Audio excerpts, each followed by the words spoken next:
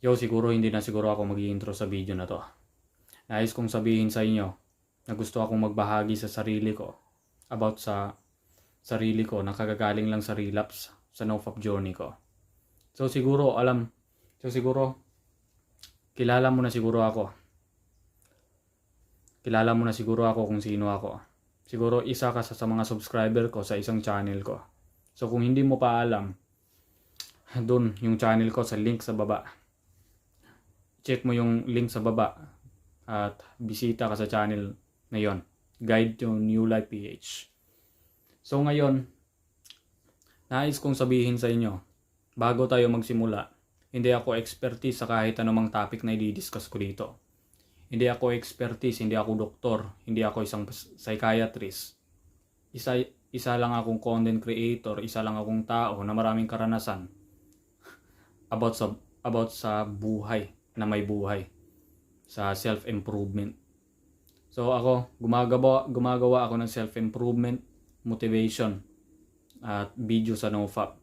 So ngayon, magta-topic tayo ng NoFap, about sa NoFap journey ko. Sasabihin ko sa iyo, ito yung masasabi ko ngayon sa NoFap journey ko, na nag-relapse ako from 4 days sa NoFap journey ko. Pero bago ako na nag 4th day na yon, nag-relapse ako.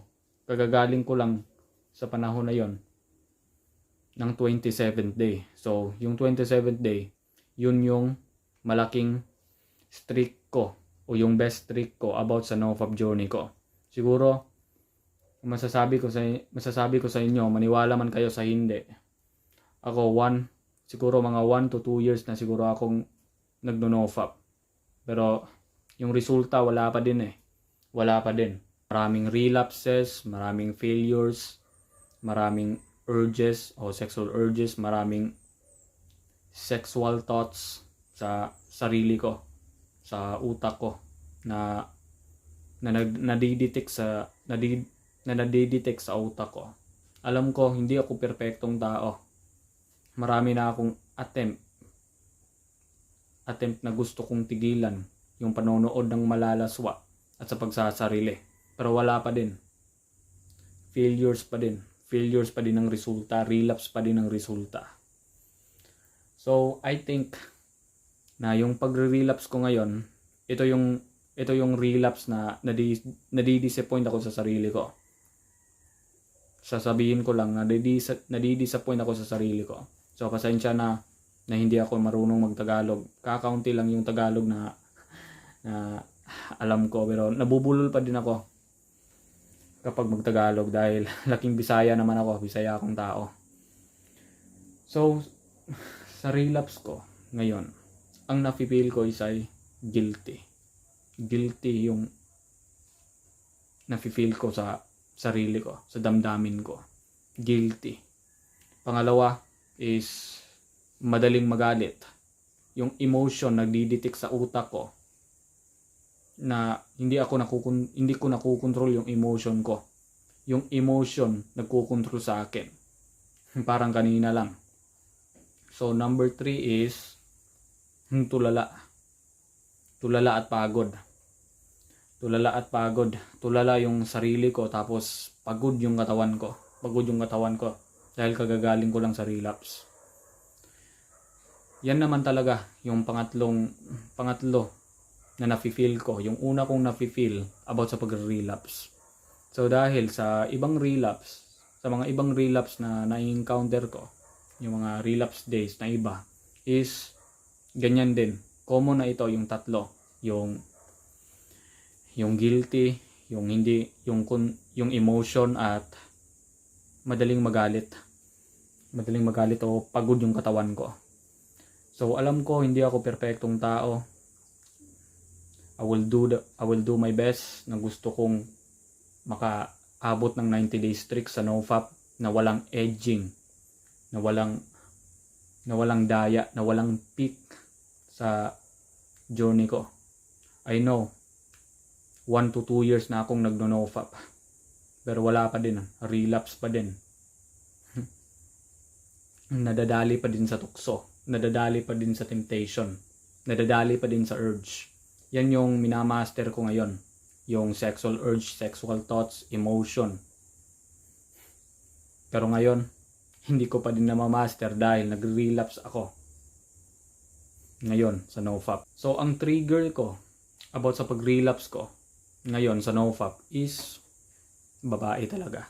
Pero hindi ko naman sinasabi na babae talaga yung dahilan na bakit ako nag-relapse sa sarili ko. Accidentally, ito nangyari. Dahil sa social media talaga. Nagsisurf ako ng social media. Siguro mga saglit lang. Sa mga saglit na oras na yon. Siguro mga oras, umaga. Ngayon is mga malapit na tanghalian na dito. Malapit na tanghalian dito sa bansang Pilipinas. So doon, siguro mga 9 PM siguro. Nagsusurf ako sa social media. Nag-scroll ako sa social media. Tapos ang nakita ko is biglang pumapop up yung mga picture ng babae kahit hindi ko finalo yung mga page na yon. Yan yung talaga yung trigger ko. Basta social media talaga, masasabi ko sa inyong mga bro is yan naman talaga yung pangunahin way o trigger na patungong relapse ka, na patungong relapse stage ka sa journey mo. So at doon, nangyari sa akin kaninang mga 8 PM o 9 PM. So, yan naman talaga, wala akong magagawa doon. Nag-relapse ako. Hindi naman talaga yung edge yun. Hindi naman talaga yung babae na yon is nakahubad. Yung picture na yon is nakahubad. Semi-nakahubad yon. Semi-nude picture. Basta sasabihin semi-nude picture, siguro yan yung way talaga. So yan yung way na patungong relapse ka. 'Di ba? A lot of people, a lot of kalalakihan na nararanasan na ito yung nararanasan kong sinabi ko sa inyo ngayon. Basta yan naman talaga yung dahilan. At once na nangyari na yon, at nakakita ko ng semi na hubad na litrato ng babae sa social media, doon na yun nangyari na natitempt ako sa sarili ko. So, yan talaga yung trigger ko about sa journey ko sa NoFap. Yung mga picture. Ganyan naman talaga.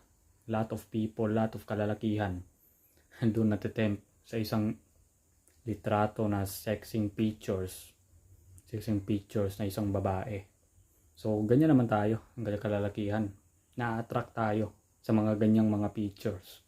Mga ganyang babae, kahit nakasayaw pa man, kahit nakahubad pa yan, na-attract tayo. Nag-grave yung dopamine natin about sa ganyang mga litrato. At doon, isa pa yung trigger na bakit ako nag-relapse.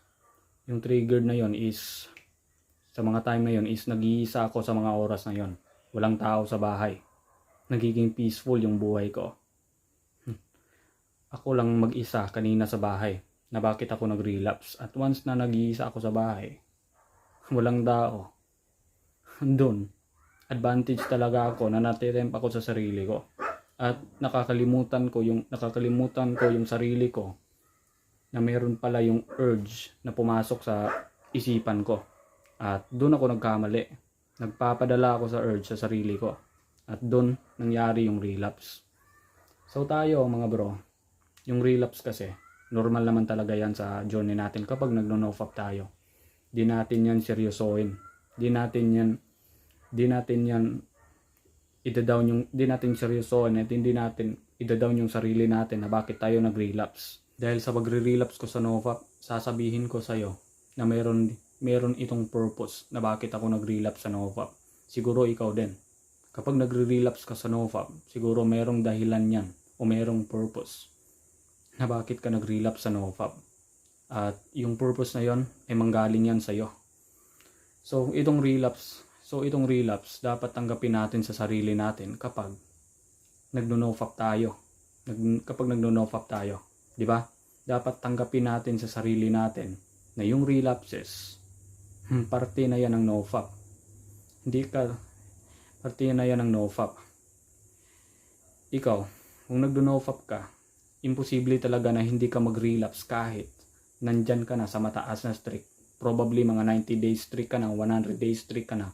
Magre-relapse ka pa din. Magre-relapse ka pa din sa journey mo. So, yung relapse, dapat tinatanggap mo yan. Dahil masasabi ko sa iyo, yung relapse ko sa nofap, kusa-kusa kong tinatanggap yan para sa journey ko.